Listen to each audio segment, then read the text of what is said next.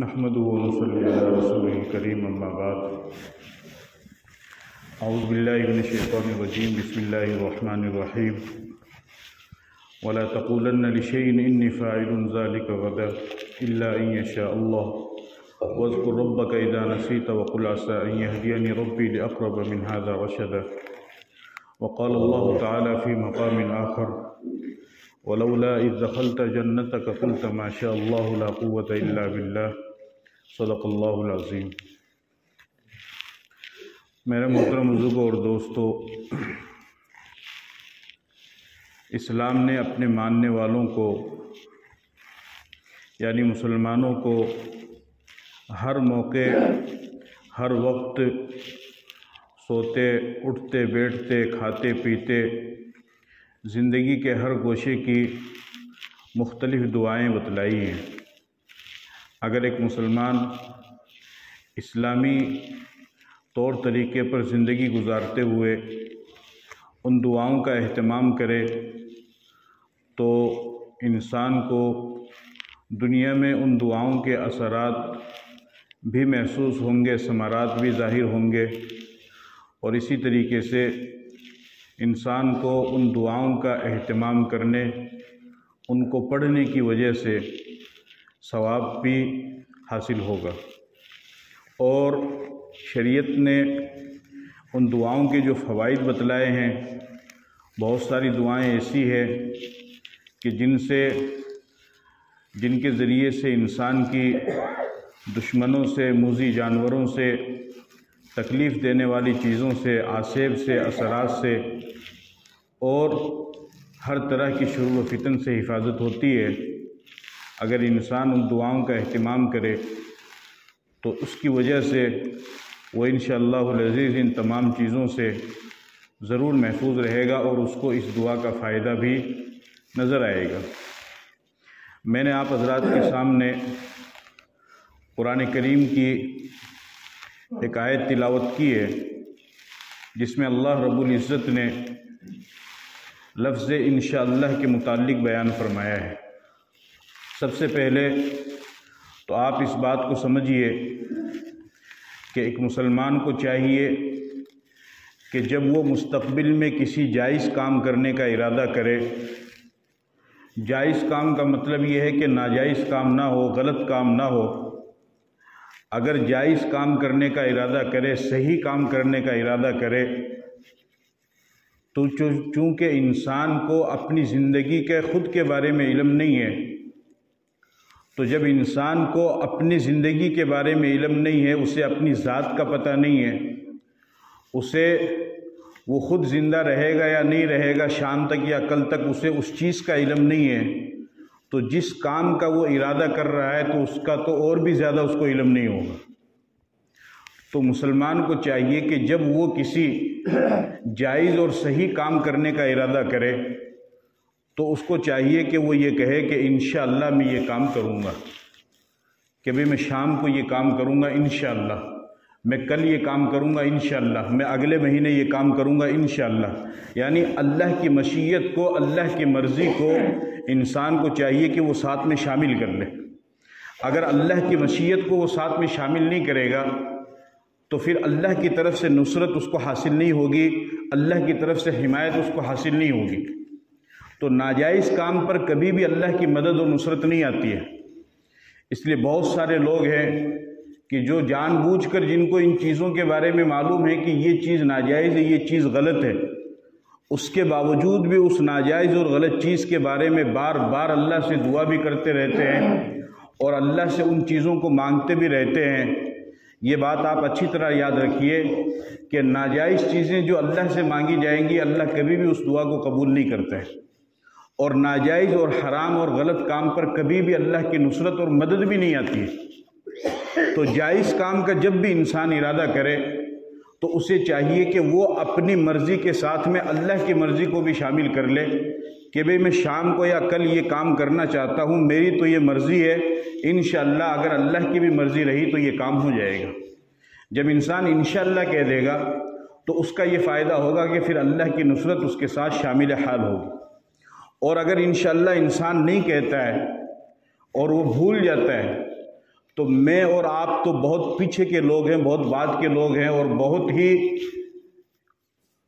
یوں سمجھ لیجئے کہ گنہگار قسم کے انسان ہیں۔ ولی یا صحابی کی بات چھوڑو، انشاءاللہ بھولنے کی وجہ سے وقت کے پیغمبر بلکہ پیغمبروں کے سردار نبی پاک صلی اللہ علیہ وسلم کو بھی ایسا معاملہ پیش آیا کہ انشاءاللہ نہ کہنے کی وجہ سے ان کو بھی پریشانی میں مبتلا ہونا پڑا۔ اور جو آیت میں نے پڑھی اس میں اللہ تعالیٰ نے اسی واقعے کو بیان فرمایا ہے کہ مشرکین مکہ، کفار مکہ سے یہودیوں نے کچھ سوالات کروائے، کیونکہ جو مشرکین مکہ تھے وہ تو زیادہ پڑھے لکھے نہیں تھے اور یہودی پڑھے لکھے تھے۔ تو ان لوگوں نے یہ کہا کہ تم محمد صاحب کو جا کر کے یہ کہو کہ اگر آپ واقعتاً نبی ہیں اور نبوت کا دعویٰ کرتے ہیں تو ہمیں اصحاب کہف کا قصہ سناؤ۔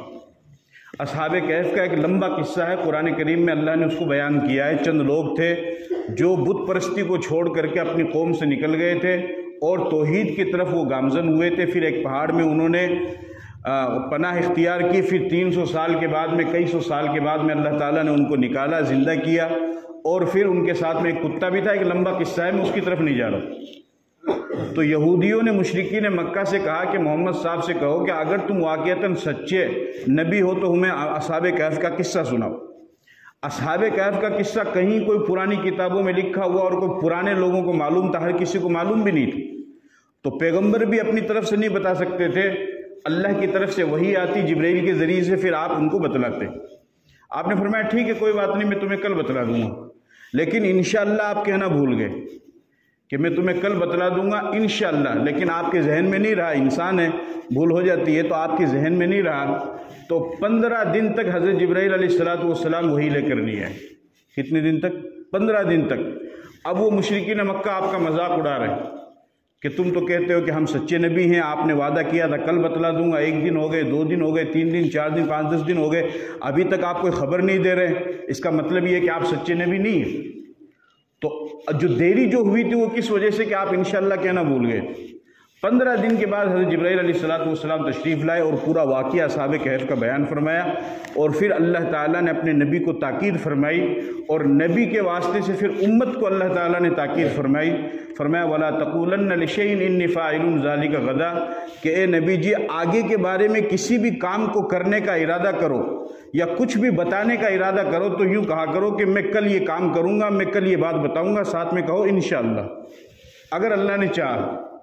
وَاذْكُرْ رَبَّكَ إِذَا نَسِيتَ وَقُلْ عَسَىٰ أَن يَهْدِيَنِي رَبِّي لِأَقْرَبَ مِنْ هَٰذَا رَشَدًا إِلَّا أَن يَشَاءَ اللَّهُ، انشاءاللہ کہو۔ اور اگر آپ اس وقت بھول جائیں، اس وقت آپ کو یاد نہ ہو، بعد میں آپ کو یاد آئے کہ 1 گھنٹے کے بعد میں آپ کو یاد آیا کہ میں نے کسی صاحب سے کوئی وعدہ کیا تھا اور اس وقت میں نے انشاءاللہ نہیں کہا تھا، تو اگر 1 گھنٹہ، 2 گھنٹہ، 1 دن، 2 دن، 1 ہفتے کے بعد بھی اگر آپ کو یاد آئے تو علماء کرام فرماتے ہیں یہاں تک کہ اگر کسی انسان کو 1 سال کے بعد میں بھی یاد آئے کہ میں نے کسی سے کوئی وعدہ کیا تھا تو اس کو چاہیے کہ وہ 1 سال کے بعد ہی کہے انشاءاللہ۔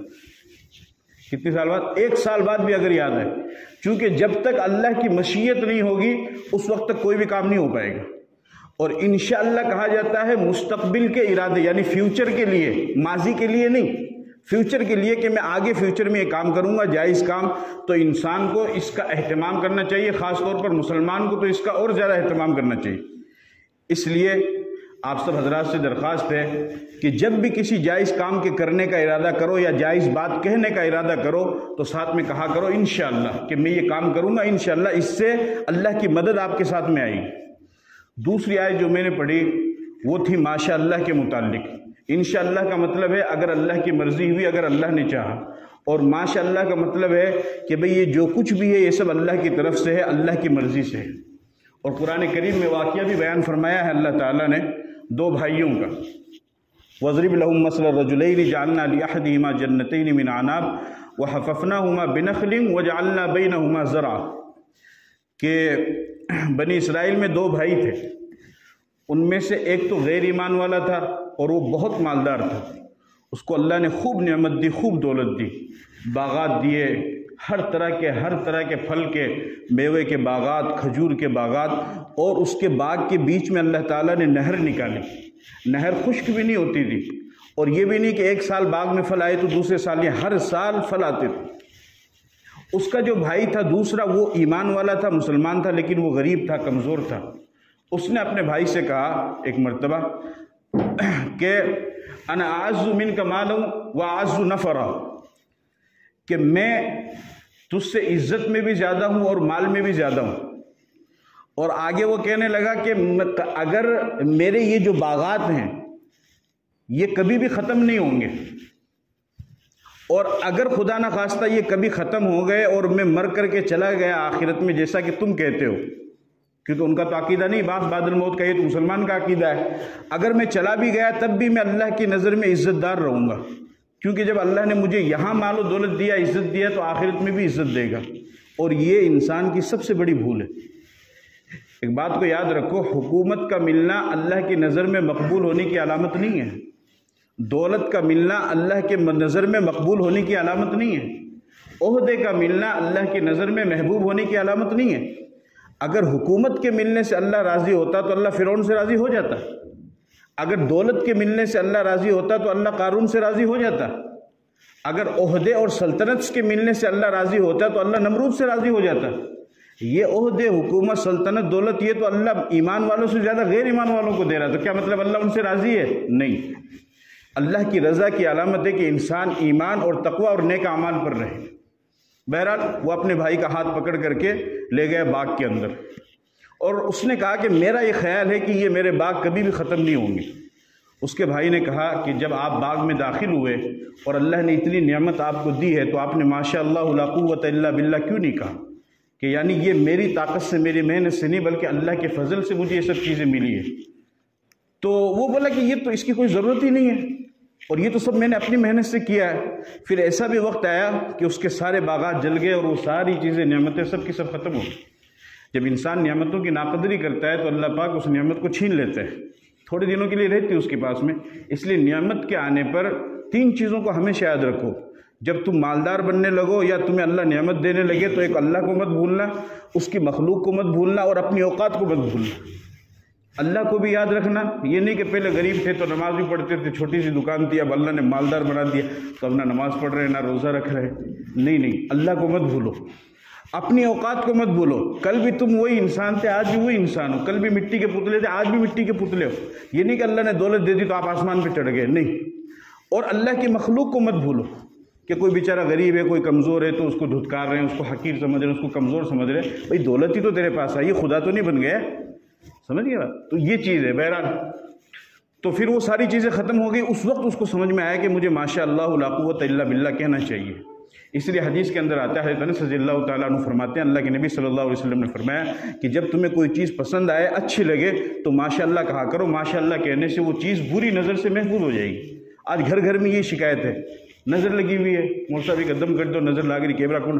ارے گھر کے آدمی نظر لگاؤ، دوسرا بارہ کوئی جاپان سا ہوگا، باہر سے تھوڑی آدمی آتا ہے نظر لگانے کے لیے، گھر کے لوگ نظر لگاتے ہیں۔ ماں کو پتا ہے کہ میرے بچے جیسا کوئی خوبصورت نہیں ہے تو وہ کہتی ہے کہ میرا ٹابر جیسا کوئی ٹابر ہے ہی وہ نہیں، سب سے زیادہ خوبصورت یہ آگے ماشاء اللہ بولو گے، اب نظر نہیں لگے گی تو کیا ہوگا؟ ہاں، آپ کی بکری 2 کلو دودھ دیتی ہے، پڑوسی کی بکری 1 کلو دودھ دیتی ہے، ساری دنیا کو آپ سنا رہے ہیں مالی بکری تو 2 کلو دودھ دے گا ماشاء اللہ، تو بولے گا نظر کون لگائی؟ پھر کہ مول صاحب دم کرو، پڑوسی نظر آ رہے، پڑوسی تو خود نظر لگا رہے۔ تو کوئی بھی چیز پسند آئے، اچھی لگے، کیا بولنا چاہیے؟ ماشاء اللہ بولنا چاہیے۔ ماشاء اللہ کہنے سے کیا نظر سے محفوظ، بری نظر سے محفوظ ہو جائے گا۔